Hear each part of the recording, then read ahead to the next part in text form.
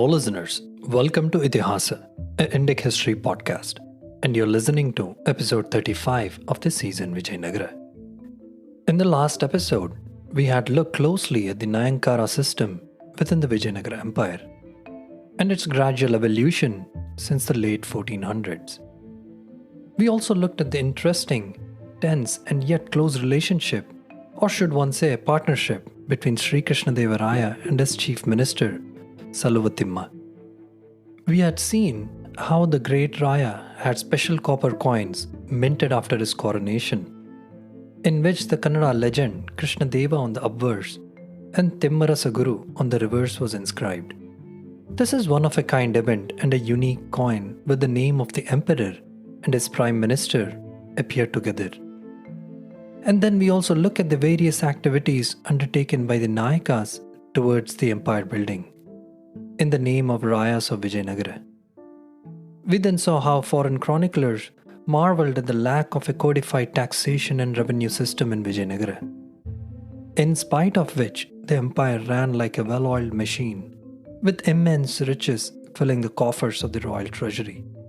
We had ended the previous episode by beginning to look at the political machinations coupled with the powerful incentives invented by the Rayas of Vijayanagara to keep the powerful subordinate Nayakas under their thumb. Finally, we also saw how the Rayas were just as likely to be under the threat of rebellion from members of their fictive family as much as from the biological family. Hence, the Nayankara system, which hinged upon the Raya and the Nayaka relationship, unfolded within a political atmosphere defined by loyalty and rebellion. In this final episode, let us pick up where we left last time. And even in this one, I'll still be referring to Christopher Chekuri's fantastic paper on the Nayankara system. If you remember, in the last episode, we had come across the concept of Komara or Komaram, which translates into political sons. The Kumara developed fictional discourses of the family around the figure of Raya or Nayaka. In short, these political sons took the place of biological sons in these discourses. As per the inscriptions, they served as agents, as military subordinates, as well as a class of sons called as Kumara Varkkam, who were ritually and effectively bound by loyalty oaths to the Raya or superior Nayakas. The inner tension in the Nayaka world was between the role of a Komara and Nayankara. To be a Kumara meant the Nayaka was part of an inner circle of service elite, and to be a Nayankara partner implied having access to and share of political power along with the Rayas. So there was this simmering tension between the paths of mobility and loyalty, and this resonated deeply during the period in question. That tension between service and partnership between the Komara and Nayankara was the center of most intense activity of inscriptional gifts during the 16th century. This testified to a Nayaka culture of loyalty and devotion towards their superiors. The story of Nayankara as a practice that stretched across family, revenue, and empire is best exemplified in the life and career of persons like Saluvatimma and Aliya Ramaraya.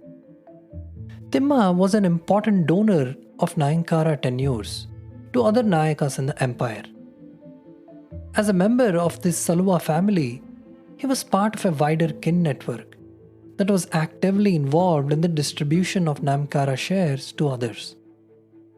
In short, Timma was a central node in the Nayaka revenue apparatus during the early 16th century. And Timma's Nayankara portfolio is most likely the reason for his prominence at the court, instead of it being the other way round. One interesting story in the 17th century chronicle, Tanjavuri Andhra Rajula Charitra, which translates to History of Tanjavur's Andhra Kings, testifies to the same culture of loyalty and rebellion. In it, two commanders of the Vijayanagara Emperor, a father-son duo, embody the two poles of the political spectrum. The father, Nagama, goes against the orders of the Raya by taking over the kingship of Madurai in order to recover his investments. His son, Vishwanatha, remains loyal to the emperor and successfully defeats his own father in a pitched battle. He then captures and chains his own father for his treasonous rebellion and hence fulfilling his duty and obligation to the emperor.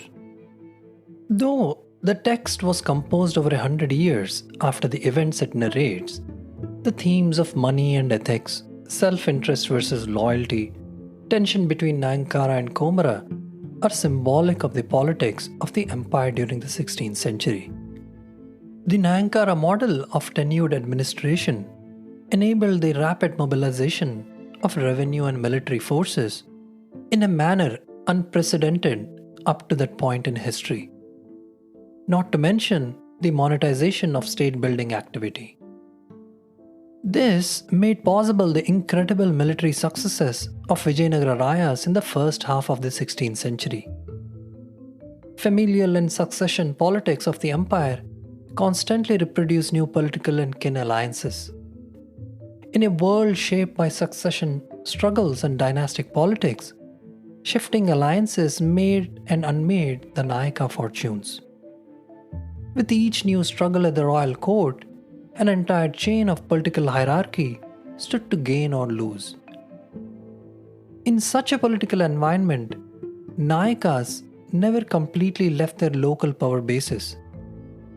It was in their interest at all times to maintain both a local affiliation and a courtly profile.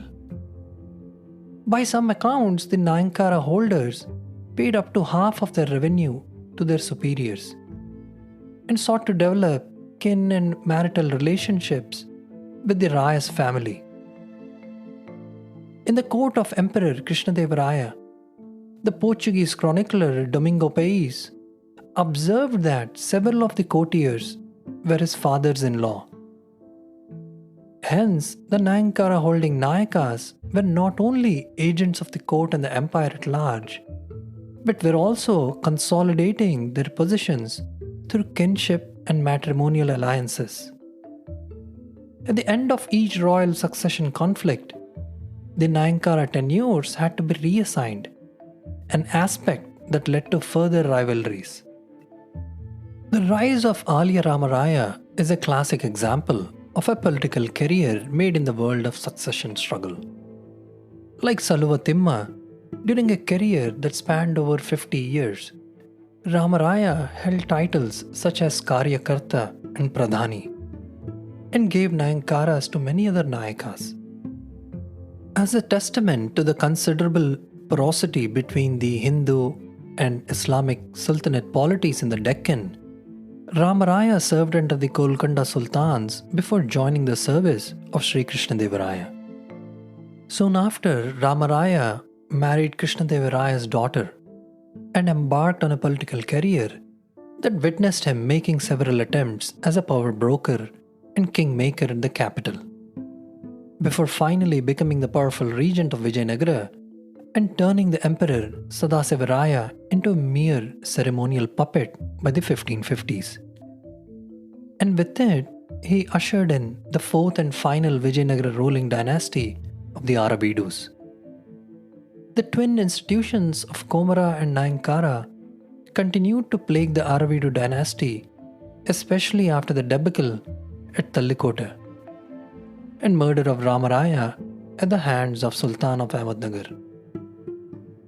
The difficulties are illustrated really nicely in the case of the succession struggles of 1614 to 1616 CE, when the dying king Venkatadha II chose his nephew Srirangada II over his adopted son, the adopted son through his overambitious queen Obayamma, and it was she who helped sow the seeds of civil war. As the handpicked successor, the nephew acceded to the throne, but without the backing of three powerful Nayakas, Jaggaraya, Timmanayaka and Macharaya, who preferred the adopted son instead. Also, Jaggaraya was the brother of the widowed queen of the dead king. So he had the enough motive to dethrone the nephew who had acceded to the throne. Most importantly, these disgruntled Nayakas refused to part with the Nayankara assignments they had held from Venkata II's time, and instead plotted with Raya to raise up the latter's nephew to be king, finally leading to a gruesome regicide and a dramatic showdown between the two powerful Nayaka factions. The ensuing power struggles led to a grinding dynastic conflict that engulfed major Nayaka families of the empire. Throughout the history of Vijayanagara, succession struggles involved more than an attempt to replace an old king. In the thick of these struggles, a heady mix of loyalties, matrimonial and kin relations, and Nayankara tenures were at stake. Again, Nayankara tenures alone did not completely explain the complexity of their political relationships and loyalties. Several of those who contested Venkata II's chosen successor were themselves important political allies of the Arabidu family and retained considerable power through their marital relations into the ruling house of the Arabidu dynasty. Now that we understand the importance of familial lineage politics and household property regimes in the Nayankara system, let us then revisit the Ikta system employed by the Indo-Islamic sultanates that we touched upon briefly in the last few episodes. Ikta was first practiced in the region north of the river Krishna with the arrival of the Delhi sultans during the 13th century. And it was further reinforced by their successors, the Bahmani Sultanate, who were the arch rivals of Vijayanagara, like we saw in the Foundation series. If you haven't heard the Foundation series yet, then you're missing out on some dramatic backstory that sets the stage for most of the season. So do check it out. So under the Delhi Sultans, Ikta aided their expansion in the Deccan and in the consolidation and absorption of the defeated kingdoms and their elite. In the Deccan, the Bahmanis, who had revolted against the Tughlaqs in Delhi in 1347 CE, again handed out Iktas in towns and lands to 16 of their closest confederates, who were required to maintain troops, attendants, horses, and elephants proportionate to their rank. Unlike the version of Ikta, which depended on elite slaves in North India, Central Asia, and Turkic world, Ikta and Deccan, as instituted by the Bahmani Sultanate, depended on the trusted confidants of the emperor who were free. The Bahmani Sultanate used Ikta as an instrument of military expansion in areas that were not yet in their control, suggesting Ikta was a frontier institution used to induce commanders to seize control over contested areas. Under the Bahmanis, Ikta served to integrate the elite into the empire and empire into the agrarian landscape. Hence, the Deccan variation of Ikta was adjusted to cater to a mostly Indian and agrarian landscape, from its original dependence on the slave military structure that was practiced in the Turco-Persian world. While the elite migration between Vijayanagara and Deccan sultanates is an indication of the near translatability of the Nayankara and Ikta systems, they both were still different. The political elite of the Deccan moved between the multiple polities in search of revenue and military assignments, padding their political resumes in the always unfolding familial, lineage, and succession conflicts of the Deccan. For example, Ali Raya himself was an extraordinary political migrant who had initially worked for the Golconda Sultan and then later married into Vijayanagara royalty. It is likely that he held his Nayankara tenure alongside the Ikta, which then indicates that nowhere in his rise to prominence does he appear to have been hindered by the different politico-administrative and revenue systems.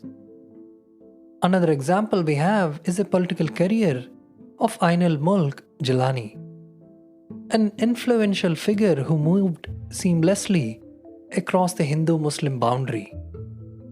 between Vijayanagara, Nayankara and the Sultanate's Ikta. He was known to have later become very close to Aliya Ramaraya and had gained the stature of a premier Nayankara holder at Vijayanagara. In many of its key elements and obligations, Nayankara holders were structurally similar to Ikta holders, and such similarities were shared through the cultural translation of political systems, suggesting a possibility of distinctive Indic adaptation of foreign imported cultural and political institutions. Having said that, like I indicated earlier, they both had similarities but were still distinct, and it would be a mistake to find both synonymous with each other or to read the sense of one into the other. At Vijayanagara, the role of the agrarian cultural imaginary. In sociology, imaginary is a set of values, institutions, laws, and symbols through which people imagine their social whole. So, the role of lineage politics and household property regimes played an important role in shaping Nayankara into an institution distinct from Ikta. The inscriptions confirm the role of agrarian cultural imaginary through the use of material exchanges, elaborate gifting customs for accruing punyam or a good karma for the emperor and superiors. Concepts like Dayabhaga, which is co-partner share, and Kattanam that we saw earlier, and Palu, which is divisible property. All of this points to the elevation of the discourses of property as instruments of governance. And this is a big departure from the political models that shaped the Ikta system, practiced in the rival Deccan sultanates. Having said that, Nayankara, like the early versions of the Ikta, was also an important means of integrating newly conquered lands. While in Ikta, the focus was on economic annexation of the newly conquered lands by hook or crook into the empire, with Nayankara, the primary focus was on restoration of order. And this was one of the most important duties of the newly assigned Nayankara holders. The Nayankara holders hence aided extensively in military mobilization during conquest, and during post-conquest, they aided in integration and restoration.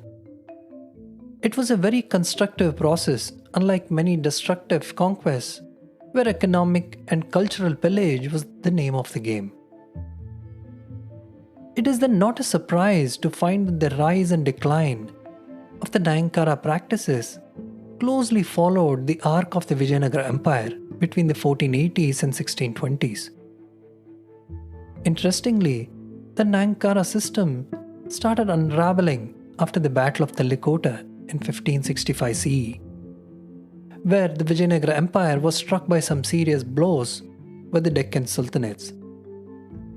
After which, the economy and politics of the empire became increasingly oriented towards the local and weakened the imperial center. The emboldened Nayakas then contributed to this increasing localization by remitting and donating vast amounts of revenues into the temples, Brahmins, corporate groups, guilds, and villages. While the Nayakas did this earlier too, the difference in post-Talikota Vijayanagara was the scale of these donations increased substantially. And they did these donations or remissions in their own names instead of the emperor's name, and hence building their own reputations in their assigned Nayankara provinces. The side effect of this trend turned out to strengthen the local provinces significantly at the cost of the imperial center. Political and economic weight of the empire shifted away from the court to the local provinces. Much of the wealth and resources moved to the locality in the intensely competitive environment of the Nayaka politics. This episode wouldn't be complete if we didn't look at the Nayankara system from the perspective of conquest. The Rayas, through their conquests and by providing Nayankaras to their Nayaka subordinates, the Rayas of Vijayanagara set in motion a complex reordering of the economic, social, and political functions of the locality. Vijayanagara's Telugu inscriptions reveal multiple layers of such reordering. Many of these conquests were viewed as an attempt to restore order to an otherwise degenerate and sorry state of Hindu temples and institutions. This self-conception of Rayas and Nayakas as restorers of order and balance is evident in almost all of the records of gifts to temples and villages. The restoration was on the basis of bringing back the customs, traditions, and conventions of the locality. In this sense, the restoration of temple rituals and of the deities in the temples, the construction of temples, the provision of the necessary revenue sources for proper conduct of rituals and ceremonies, all took place under the idea of restoration. Restoring ruined temples was a frequent undertaking of the Nayakas. As the number of Nayankara holding Nayakas increased, so did their attempts to renovate and refurbish the temple ruins to a better condition. Finally, Chekuri in his fantastic paper concludes that Nayankara is inseparable from the dynamics of empire making. Summarizing the distinctive influence of Nayankara at Vijayanagara would be akin to an attempt to summarize capitalism in modern times. Nayankara's decisive influences can be found everywhere in the 16th century Vijayanagara. From the expansion of military and agrarian frontiers to religious, trade, and market developments. It was an institutional and economic partnership that enabled the Vijayanagara Rayas and Nayakas to expand their military resources, deepen the economic sphere, and reach into the far corners of the peninsula. Nayankara was effectively sovereignty in practice, which articulated the continual claims of the Nayakas as partners in the world empire of Vijayanagara. For 21st century progressive modernistas to apply modern objectifications of the rural and pre-modern by looking through teleological lenses and labeling it as some crude peasant or feudal system would be not only ignorant and unfair, but also denying the system its capacity to articulate kingship and sovereignty. And with this, we shall end this episode and the third and final part of the Vijayanagara Nayankara system mini-series. I sincerely hope the listeners enjoyed learning about the Nayankara legacy of Vijayanagara. If you did, please hit the subscribe button and leave a rating and a review wherever it is that you're listening. A huge thank you for taking the time to listen to the show. I hope to see you soon in the next episode. Till then, this is Narendra Vikram, your host and narrator, signing off. Hope you have a great week ahead.